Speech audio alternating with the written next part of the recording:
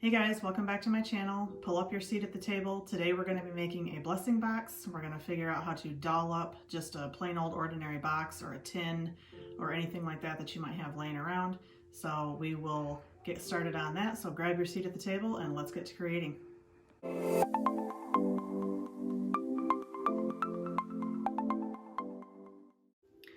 Okay, so we're going to be making a blessing box, and so the first thing I want to do is show you the materials that we're going to be using, and this is subject to what you prefer in scrapbook paper style, in ribbon color, in flowers, but I'll show you the materials that I'm going to be using to start with. So first you're going to need yourself a good pair of scissors, whatever color ribbon you choose to use. I'm going to be using this pink kind of a mesh ribbon, and it's wire edged, and you're going to definitely want something that has wire edge. This is probably about a 2-inch ribbon. And then you're going to want to choose the flowers that you would like. I'm choosing to use white roses. I have 3 of them. That's about the amount that you'll want to use for this project. You'll also need some glue dots. And I just picked these up at Walmart, but the Dollar Tree also does have these. This particular roll was about $4, and it has 300 glue dots on there. This is what's going to be easiest to use for this project. Then you're going to need some 12 by 12 scrapbook paper of your choice. I'm choosing to use this kind that looks like burlap, and if we can look at that real closely, you can see the burlap kind of fabric look to that. And then you're going to want to choose whatever box you want to cover. In this case, I have this white tin that has a lid, and we're going to want to use something that has a lid to it. If I can pop that off, you can just see it's just a plain white tin, and this is what we're going to be covering today for our blessing box. Okay, so the first thing you're going to want to do is peel off one of your glue dots, and these are, you can feel these on here for those of you who can't necessarily see them. You can feel those glue dots right on there. You're going to take one piece of your scrapbook paper, and it's easiest for this if you just go ahead and measure right on your tin. The good thing about using a tin, or I guess just a box of any kind, is that you got a good clean solid edge that you can actually feel. So we're going to start, before we cut it, by attaching the paper to the tin. You just stick your glue dot on, line it right up with that bottom edge. You can feel where that's at. If you can't see it, if you can see it, well, then you've got a upper hand on getting that level. So I got the one edge on. I'm going to circle this around and get this other bottom edge on here. And oftentimes, if you don't feel that you need a full glue dot, you can tear these in half. They're fairly easy to tear in half, but we're going to go ahead and use the whole glue dot on this project for each corner. Okay, so we got our 2 bottom edges connected on there, and this is where you're going to follow for the measuring side of things. If you can't use a ruler and things like that to measure with, no worries. You got a edge right on your box or tin to use, and you're just going to follow that.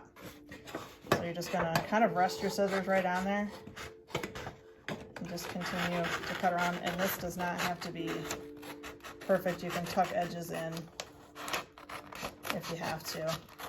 Just be really careful not to cut yourself. I know it looks like I'm really close to my hand with the scissors, but I'm doing it really slow. Okay, so you're going to have a little bit of a raw edge there, which you can just kind of fold right over, and we'll use some more glue dots on these edges so that it gets fastened down nice and tight. I'll just connect those on the inside. Now these ones, actually, I think I will tear glue dot in half, and you can see that they just pull right apart. So we're going to connect the top corner of the paper that you cut, fold it to the inside of your box or tin, fasten that down, and you'll want to do this probably every 3 inches or so, or maybe a finger length distance, and just keep fastening that down along the way. That's where I'm tearing them as a benefit, because you really don't need a whole glue dot to fasten down this edge. So, ooh, these are sticky. So just tuck that down.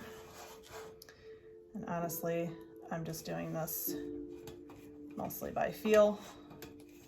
So, and this edge will be covered once you put your lid back on. Now I'm going to have an edge here that I only need half a dot, so I'm just going to stick that right back on my paper for a second.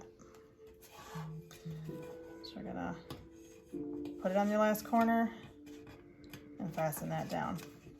You should be able to take your paper that you have left, which you cut off, and you're gonna start right match up with that seam. Okay, so you're gonna wanna match this up, and you're gonna wanna have your uncut side down so that you have a nice clean edge along that bottom. Again, matching up with the rim. So you just, again, I'm doing this by feel. I'm just feeling my edge. You want to overlap it just a hair so that you have a nice clean edge there. And I'm just going to go ahead and use that little half that I tore off and fasten that down. We're not going to worry about the top just yet. We'll take and pull this tight all the way across that bottom edge, following that rim. If you're not, you know, if you're kind of all thumbs and can't do both at once, get your glue dot off before you pull your paper around. Get it on the corner, the bottom corner of your paper, right along that edge. Press it down so it's nice and secure. And then we're going to turn this back on its bottom, and you can see, you know what, I'm actually going to put another glue dot right in the center. It's kind of wanting to pull up on me a little bit, so I'm going to pull this corner off and pull that tight so that we have a glue dot in the center too, so just so it doesn't want to wrinkle up on you. Okay, so there's still quite a bit of paper here, so I'm going to go ahead and cut this edge clean. Okay, so you're going to want to cut off this excess because there is still quite a bit here. If you want to cut a little bit higher, I mean, it doesn't have to be perfect. You're still basically just following that edge so you have some to tuck in, or get it as flush as possible with just following, resting your scissors right on that top edge and following it around. We still have some more there because we will have to have a little piece over on the other side. There's still some open there. So again, we're going to want to fold this edge down, put your glue dot on the corner, fasten it to the edge of your tin. So I'm going to go ahead and complete this, and then we'll come back with the next stage. Okay, so we have the whole thing covered. As you can see, that took just one piece of scrapbook paper. Now, because I've chosen to use a round tin for this one, I'm not going to cover the top since it's just plain white. We're not going to cover the top with the burlap ribbon. If you have, let's say, a shoebox or something, you'll want to apply the same method of measuring around your bottom as you do around your top and cover that with the burlap to match your bottom. But I think the white and the burlap look kind of nice together, and we have the white roses and the ribbon that we're going to do on the top. So I'm going to take my ribbon and measure across. So you want to tuck one end under just a little bit, because that's going to go on the inside so you don't see that raw edge. Measure it across there so you have at least that much. We're going to cut that part off right there where I put a bend in the ribbon. So that's going to be kind of your measuring tool, as it were. And we're going to take and just get on the scissors there. Cut that so that we have the one strip to go across.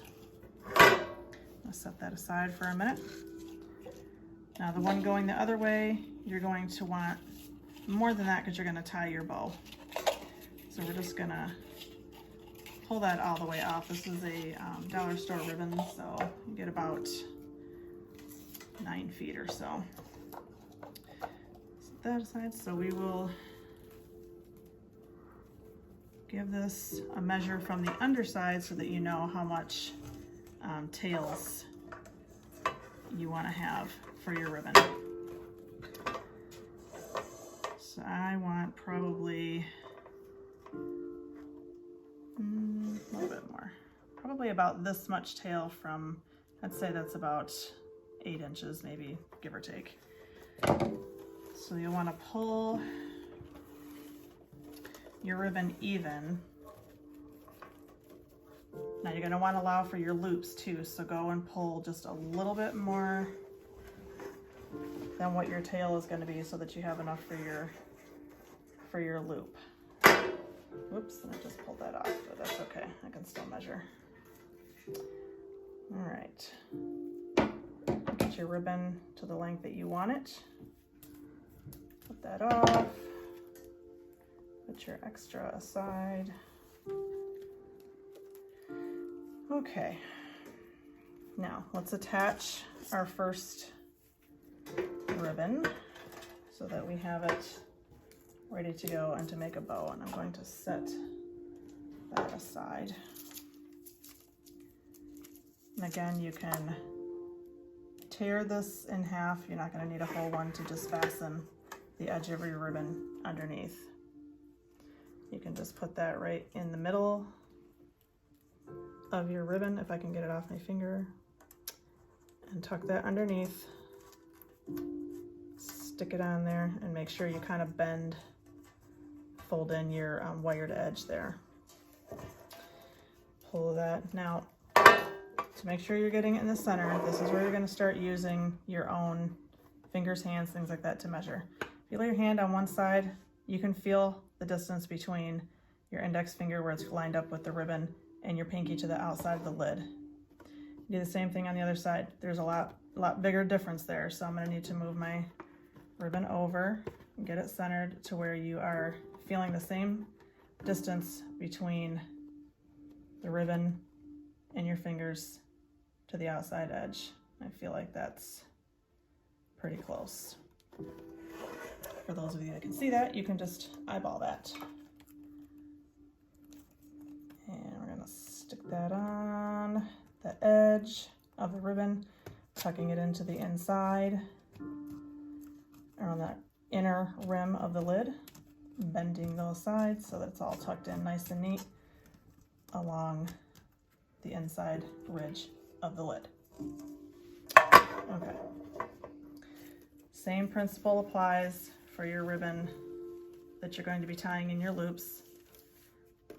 You're going to, if your lid is facing down with your ribbon that you just put on going horizontally, you're going to want to turn it either counterclockwise or clockwise so that it's facing you vertically.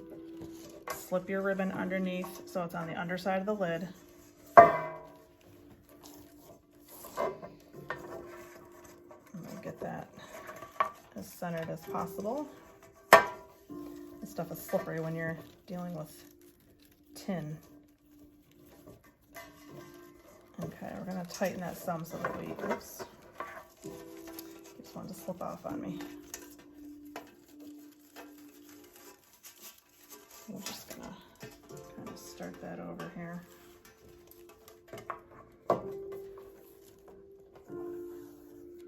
If you can kind of pin that lid down with your one hand while you're getting this stuff centered, that would be easier.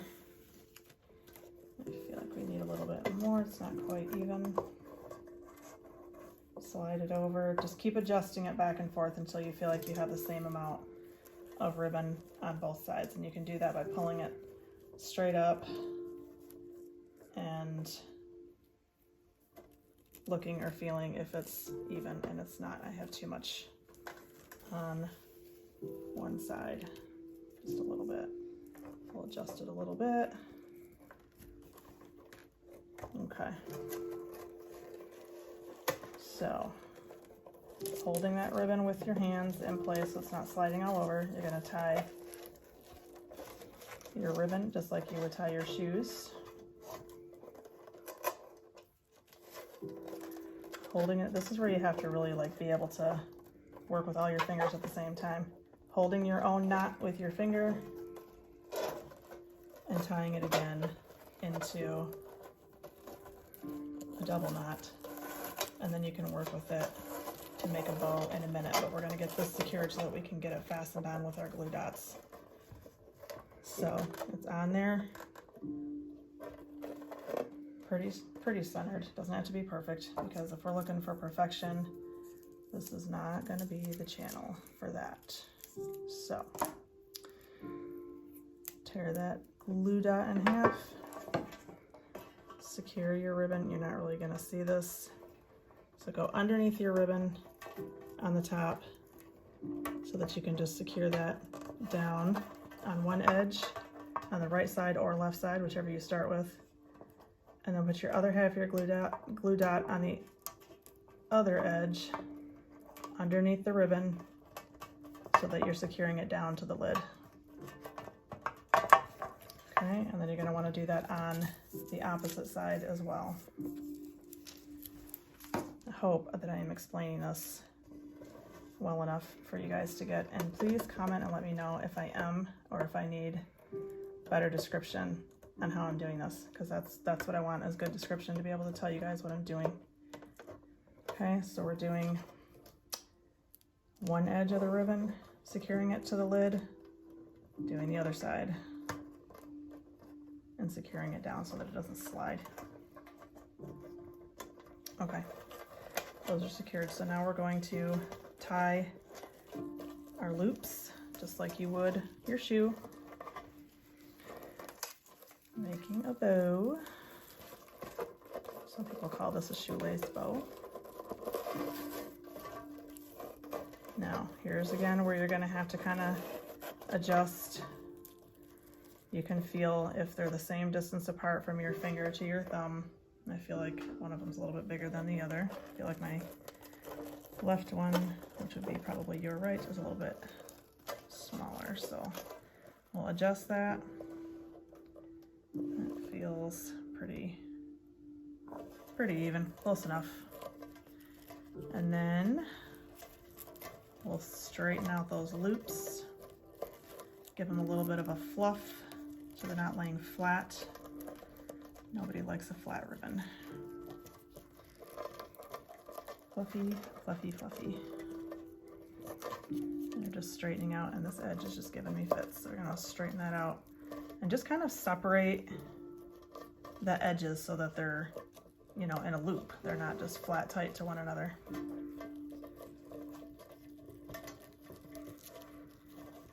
Straighten that out. Okay. It'll be okay for right now. We can fluff it again later. Now, to give this more of a finished look, you want to gather your tails so that they're facing the same direction, whichever direction you prefer, whether you want them to be facing kind of off center of your ribbons that are going up and down and side to side, or if you want them lined up. Choice is yours. I'm going to have mine kind of off center a little bit because that's just the way I roll. Okay. Now, to give this a finished edge, you're going to take your two outer edges, the raw edges of your ribbon, fold them together, fold your ribbon in half, your tail in half, in a, what I like to call a hot dog bun style, not hamburger style, but hot dog style. So you have your two raw edges together. Carefully take your scissors, place it at the bottom corner, so it's on the outer edge, cut upward in a triangular motion. Do it carefully, do not cut yourself, just kind of run it along your finger so that you can have it as a guide. And you will have what looks like a dovetail or fishtail edge that gives it a little bit more finished look. And just kind of bend up your tail a little bit, give it a little bit of character. Okay, and then do the same thing on your other side, kind of making them the same length, and always cut from your edges. Don't cut from the side that has the fold on it, or you're going to get a backwards dovetail. It's going to be facing the wrong direction. So again, your two raw edges, get your blades so that the outside edge is resting between the blades. Cut upward in that triangular motion. You got your dovetail. Give that one a little bit of fluff and bending and some character. Okay, so we are done with our bow on the top of our lid. Okay, now comes the finishing touches. I've put my lid on my blessing box and I've got the bow fastened to the top there, and so now what we're going to do is slip in our flowers to go on the top for just that little extra decorative touch. Now you're going to just really use the bow and the ribbon as your fastening tool. You really don't have to glue these down. I mean, you could if you want to, if you want that extra stability, but you really don't have to. And just for the sake of making it look more aesthetic or feel more aesthetic, we're going to tuck one of the roses right up top, right above the center knot of our bow. So you'll have your 2 loops and that rose will be resting right in the center on top. Now, the stems that I'm using are too long for this, and normally you would clip those off, but because I took these off another project because I was out of white roses, so I had to use what I had on hand, I'm not going to clip these, but you will take some wire cutters and clip off that excess stem that's on the end so that that's not showing. Okay, so you're going to take a second rose, go sort of underneath, well, it is underneath the right tail and right loop of your bow. You're gonna stick it in and kind of go upward with it so that it's kind of underneath of your ribbon and your knot so that it will hold on there by itself. If I can get it to go through, that would be awesome. There we go. And that one's gonna rest right at the kind of outer bottom right corner of your loop between the tail and the loop itself. And I'm just gonna kind of bend that stem a little bit because, like I said, you will cut that off when you're using it on your own project. The third rose, you're gonna do the same thing on the left side. Tuck it into, going in from underneath of the bow, underneath the bottom left corner. Go upward with that rose so that it's resting between your left tail and the bottom of the left loop. And I'm just going to bend these stems under so that you don't see them for the time being.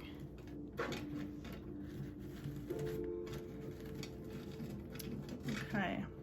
And you will, like I said, for sure want to clip those off because you don't want to see those. Okay, so there is your blessing box completed in the burlap looking fabric with the pink ribbon. Now, if you're using a regular box and you cover your whole thing, whatever color flower you use, you'll want it to kind of contrast a little bit, but coordinate with your lid. I'm using white on white, so I don't know. Hopefully you can see this okay in the video, but you'll use whatever color. I could have used pink or yellow, anything springy and happy will be fine. Now, in this blessing box, if you choose, you can give this as a gift to somebody and fill it with things that would be a blessing to them, whether that's their favorite tea, some hot chocolate, a lip balm, some hand lotion, just whatever kind of things you can think of to make somebody smile.